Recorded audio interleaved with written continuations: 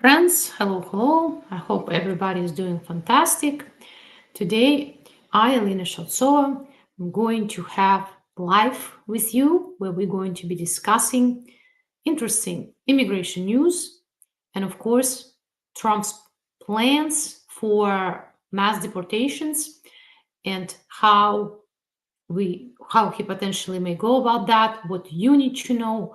And of course, I'm going to be discussing, as announced, removal proceedings, various types of removal proceedings to answer some of you guys' questions about if you can be removed immediately out of the United States, if ICE picks you up, if not, why not, how it all works, and so on and so forth. And in the end, I will try to answer your guys' questions.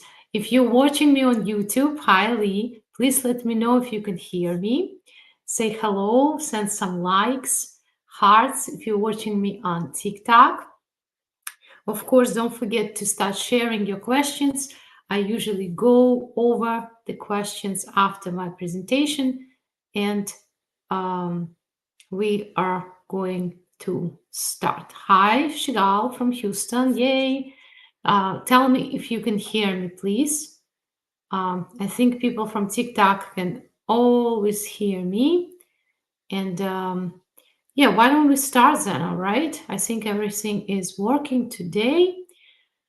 And let me share some slides. Here we go. If you're watching me on YouTube and Facebook, you'll be able to see the slides. So it seems that Steve Miller is going to be back in Trump's administration. I already voiced my concerns about that. That previously it was said that he is exactly the person who. Yes, thank you, Shigal. Thank you very much. He's exactly the person who authored separation of kids and parents policy at the border the last time around. And this time, you know what he said? I have the quote somewhere. He said that Trump will consider, like, how did he phrase it? Basically, that they will go after denaturalizing people, like with full force. They're going to double down on that. And you've seen online a lot of videos about denaturalization. And thank you very much, Rafat, uh, about denaturalization and who can be denaturalized. And of course, it's very concerning that basically the threatening speeches, right, are appearing everywhere and from people who are going to take key positions in Trump's administration, influencing immigration policies. That's what they're after denaturalization. Why? I have no idea, because the last time around, they did create a task force trying to denaturalize or review as much as 700,000 cases, it was declared. They brought about a little bit over 200 cases to denaturalize certain people, and that's how that initiative ended. Even though 200 cases is a lot, because if you can imagine, those people who were losing their citizenship, the family members of those people were losing potentially their status as well. So a lot of people get affected by this policy of denaturalization, but it's not for everybody. Not everybody should be concerned.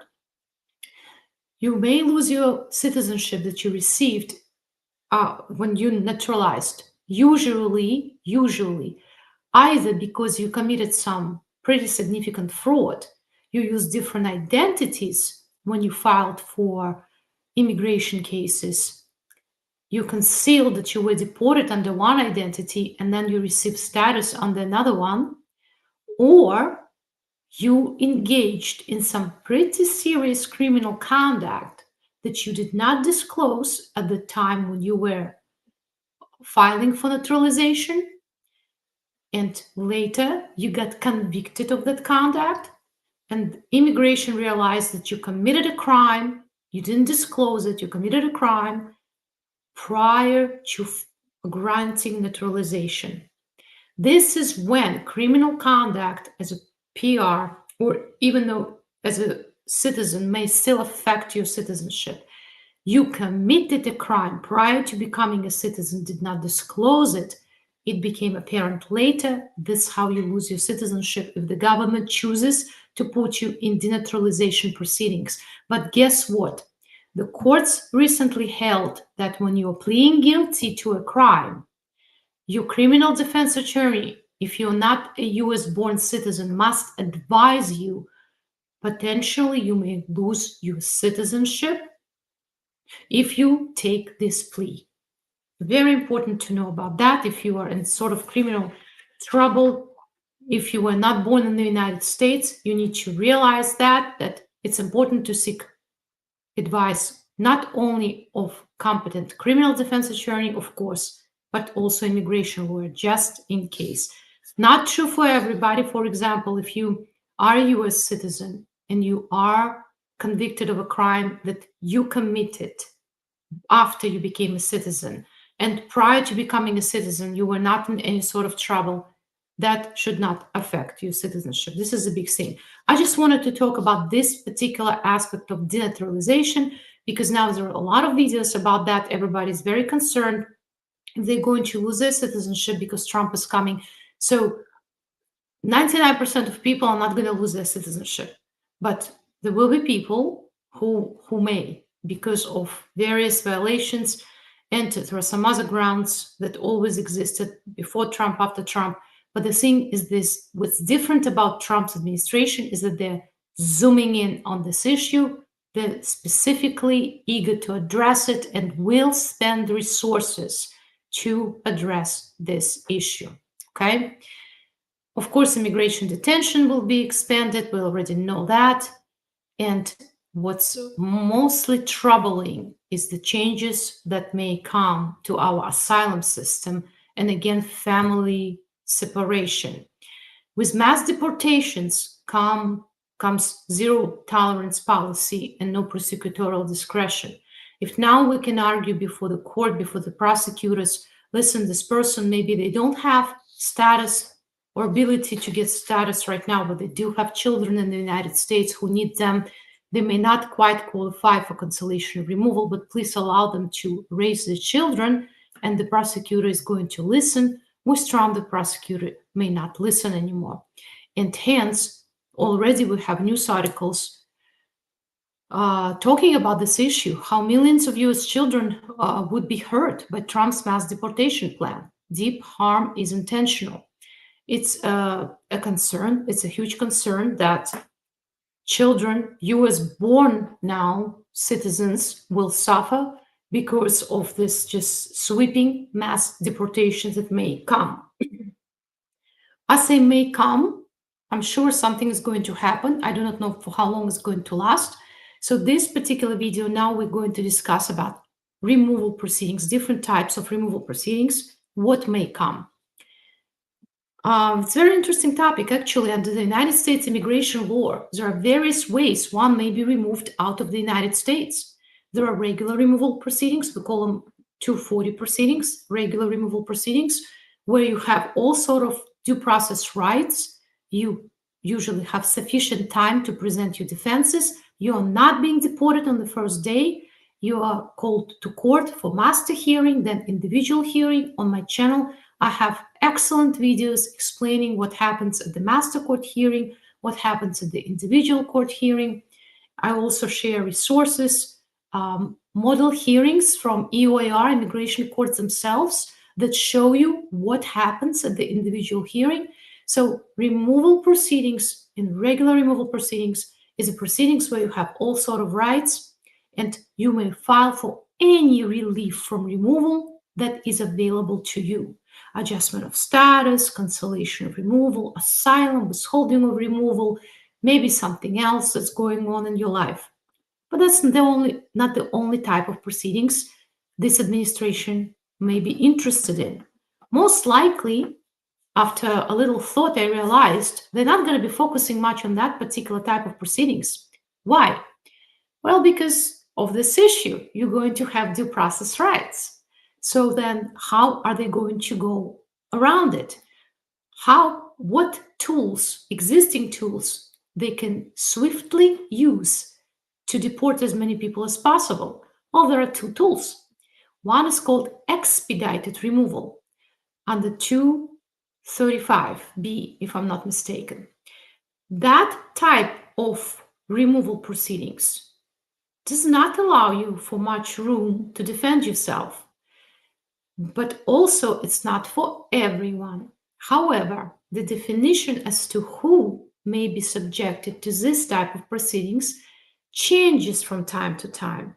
The last time Trump's administration stated they're going to use the broadest definition ever. That is, you may be subjected to this expedited removal if you're seeking admission to the United States and you are at the border, one group of people. Then, if you're apprehended near 100 miles next to the border and you've been in the United States for less than 14 days, or you've been in the United States without inspection or admission and you cannot prove that you lived here for longer than 2 years. 2 years. So, as you see, a lot of people may fall into this particular group of people who may be subject to expedited removal proceedings where you have only one defense pretty much, fear of returning back to your home country. And it's very swift proceeding, unlike regular removal, where they ask you, do you have a fear? Can you elaborate on that? They give you the interview. If they determine that you don't have the fear, most likely you will be deported. Another problem with these proceedings, you are going to be detained if you're subject to that proceeding. So that, I think, what this administration is going to go after, okay?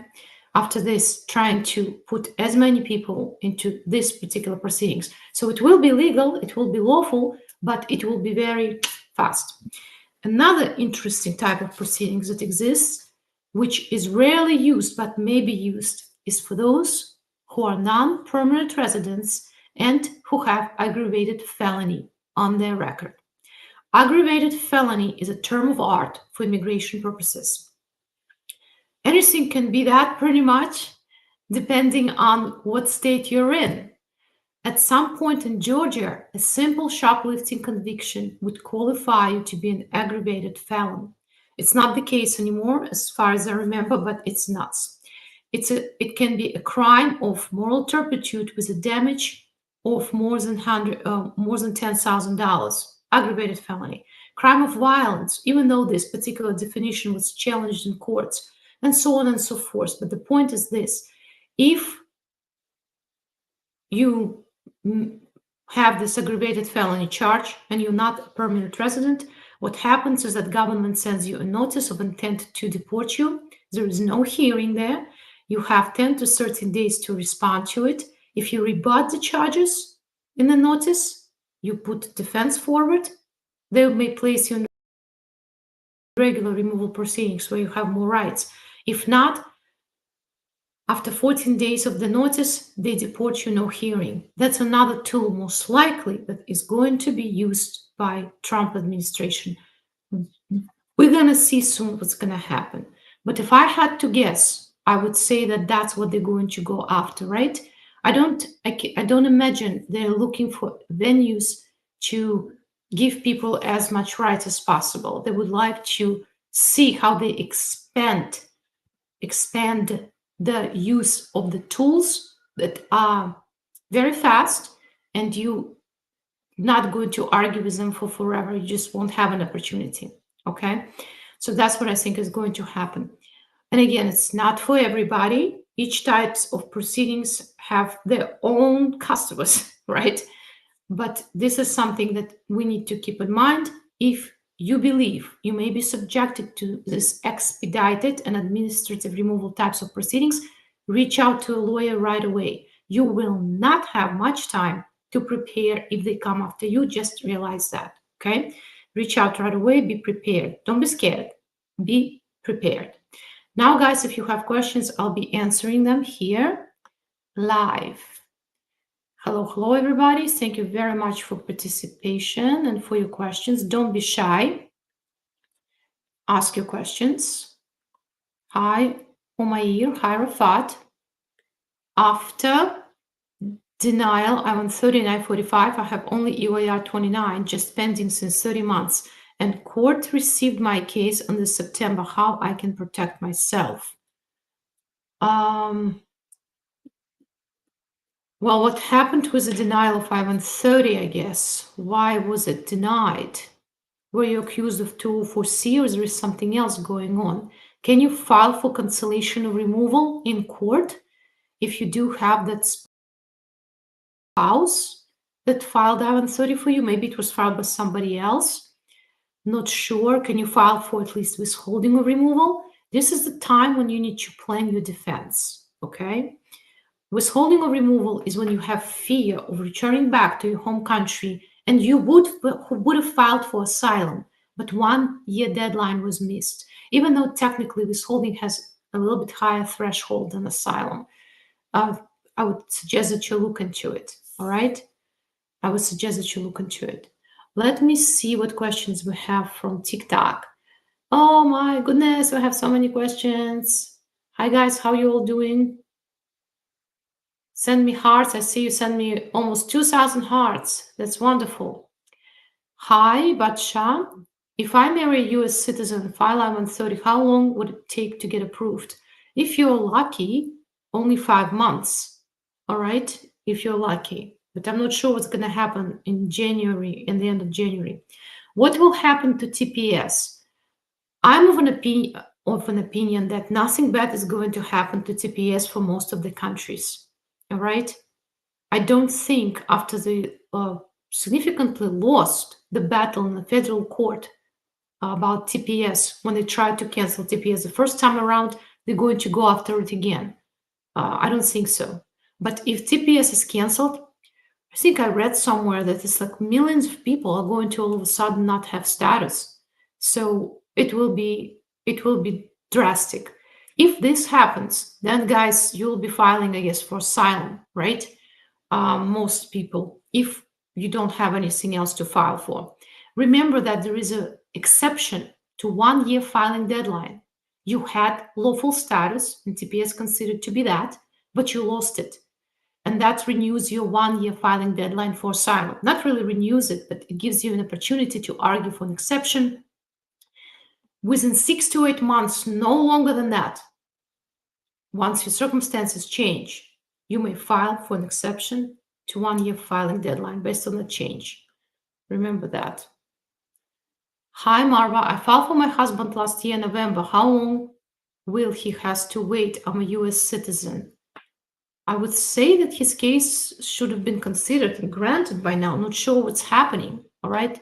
Not sure what's happening. So, is your husband overseas? Only if the husband is overseas, then this timeline would make sense. Or something going on with the prior history, right? Not sure, because most family cases, guys, they are approved within, I would say, 8 to 9 months, less than a year. All right. Hi, question. Yes, I answer that. Let me see, guys. Don't be shy on YouTube and ask questions. Now is your opportunity to ask a question for free. Don't put too many confidential details, okay? Never know who is reading. A green card holder with DUI, no problem. Currently not, but there is a proposal to start treating DUI as a deportable offense. You need to know about that, okay? So try to see if you can address this conviction somehow, if it's financially possible at all for you to do that. What do I mean by that is that sometimes it's possible to reopen the old criminal case and close it with lesser charges, basically, if there are good grounds for that, of course. Hi, Deep. Can I travel on situ and advance parole if my I-45 administrative closed? I don't think you will be able to receive advance parole in this situation. But if you have advance parole and it's valid, maybe you got it somehow else, then of course you can travel on that, okay? But I just don't think if I-45 is closed, that advance parole is valid anymore. All right? It will be hard in Trump administration to terminate removal order on asylum. To terminate removal order. To reopen the case, you mean, maybe? Generally speaking, I believe anything that will involve prosecutorial discretion will be harder to receive. It's already harder to receive. Any New York immigration lawyer is going to say that all of a sudden prosecutors take extra long to determine whether or not they're going to be granting those prosecutorial discretion requests, even though I was lucky with a couple of cases that I had. And they did agree. So at least that's good. Hi, Shahids. I applied for I-130 27 months now, and it's no new. I'm a green card holder. I have to do something. If you're a green card holder and you filed I-130 for someone, it's going to take much longer than if you are a US citizen. I don't believe you need to do anything. Just make sure you did not miss any request for more evidence, okay? Hi, Stanley. Is it possible to get a 10-year ban removed already? 7 years have passed since my deportation. If you're removed already, if you're out of the United States, you already have the ban and it's running. 7 years passed, so you have 3 more years to wait, right? Right? I guess that's your question.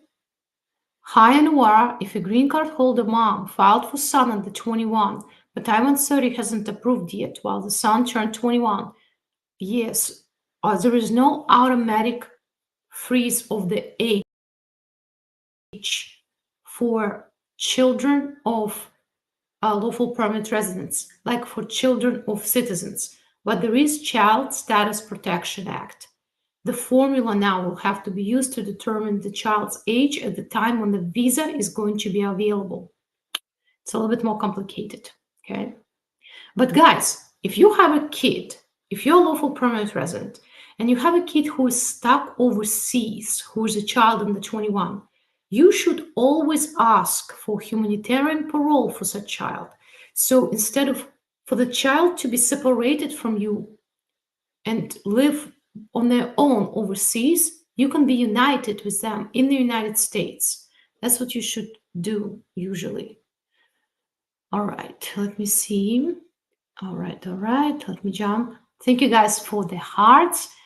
Is there a waiver I can get to get the ban removed before 10-year pass? Yes, of course. There is a waiver. It's I-212 waiver that you have to apply for.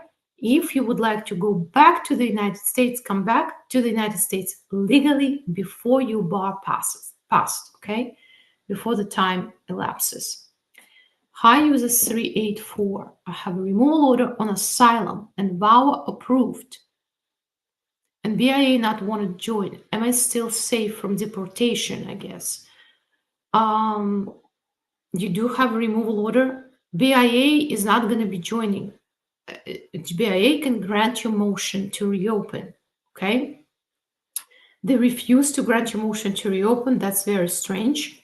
But typically those of you who have VAWA approved, if you filed for and received C-31 work permit, you guys have deferred action, all right?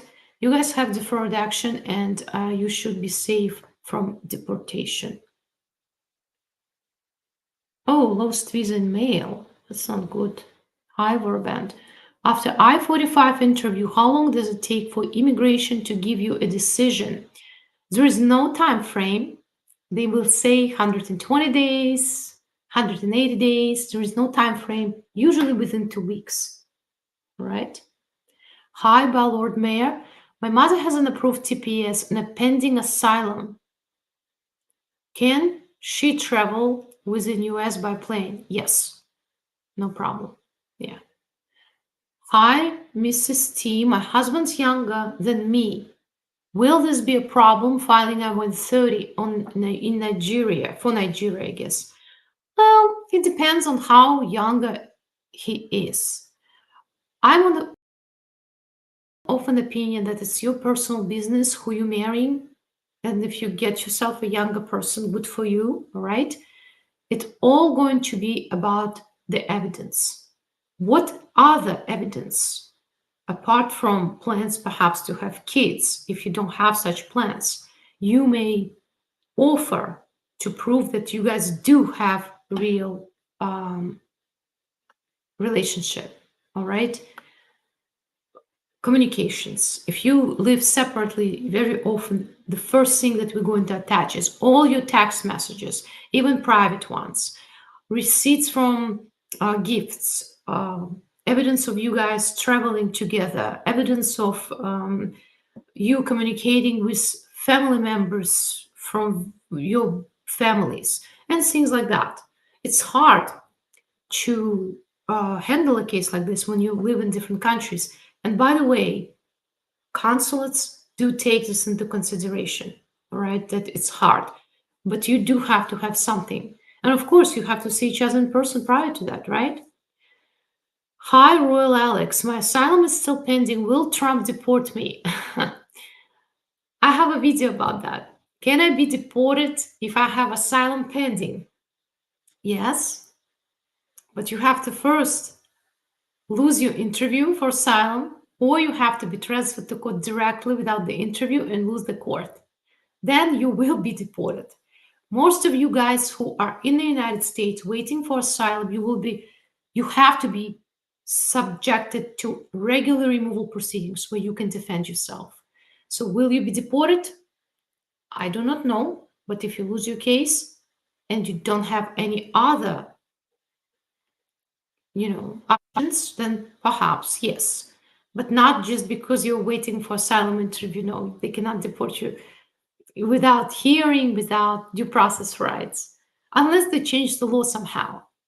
If they do, they change the law. But honestly, I don't think even Republican senators and people in the House are going to vote for changing the law to the point that people don't have due process rights. Then you also have to change constitution for the most part. So I just cannot see that happening. Dismissal case asylum. Let me know, Bodex, what you mean by that. You do have C-31 work permit. Wow, congratulations, and you are not deportable. Army give you a pardon for illegal entry? No, it doesn't give you an automatic pardon. You will have to file for something called parole in place for military members, okay? And that's how it works. In my case, credible fear positive and judge giving me then denial, I guess. And then I take appeal, was dismissed. I'm not sure what it means. Was the appeal dismissed? If the appeal was dismissed that you filed, it means you lost your case, usually, okay? That's what it means. It means that you have a final order of removal against you. Can I grant citizenship to my child born outside the United States? Are you a US citizen? If you are a US citizen, there are rules about that, but some children may receive automatic citizenship if they're born to a US citizen parent. All right. Hey, I-360 approved and asylum pending. Great. Why don't you file for adjustment of status? All right, let me see our YouTube people. If you guys have questions, I don't see questions published here. Not sure what's happening, but let's see what we else have. Okay, hi Royal Alex, but I come on the border and I claim asylum, so I'm safe. If you guys, it doesn't matter how you came to the United States currently, you have an ability to ask for asylum. However, due to certain law changes, some of you, if you came through what's called between the ports of entry, you'll have to explain yourself if you entered within certain recent time frames why you did not use CBP-1 to enter. If you were in danger, in other words, if you have reasonable explanations of your entry, you may still qualify for asylum, regardless of the manner of entry. Some people will be disqualified, okay? So that's what it is. Will Trump be able to change the way people qualify for asylum? Yes. Usually, however, not retroactively, not for people who entered in the past, but from certain time When they make a decision, that's when the change comes into play. Again, unless they change something again. But most likely, they will not have the retroactive effects of changes. So this is what's going on. Now, you guys are going to have this recording saved on my YouTube. You can listen to it again about various types of removal proceedings that I described in a nutshell. Those who are watching me on TikTok, you will have to follow me for more information, and you will need to probably join other networks because TikTok does not save the live recordings like YouTube and Facebook do. So you can listen to this recording, rewatch it. See if you hear something that may be relevant to you for your situation. Reach out, book an appointment. Let's discuss what can be done, how you can prepare. We started giving lists of documents to some of the clients, especially to those in difficult situations. So they're going to start at least getting some files together in case they will need to use them. Because if they come, they Trump people, and they will try to do something swiftly. Usually, the biggest issue people have, they're not prepared. Especially if the person is in detention, his family is clueless and they do not know what to do. Get those documents ready, put them in a file, tell everybody where they can find them so that a lawyer can be hired and a lawyer can be given this file to help you out. Okay? That's how it works. Well, guys, thank you very much for joining. Thank you very much for your questions. Don't forget to sign up for my channels. We're going to have next live next Tuesday at 6 o'clock, unless something terrible happens to me. I hope it will not. And I hope everybody is going to be safe during the weekend and healthy. So stay in touch, and I hope to see you soon.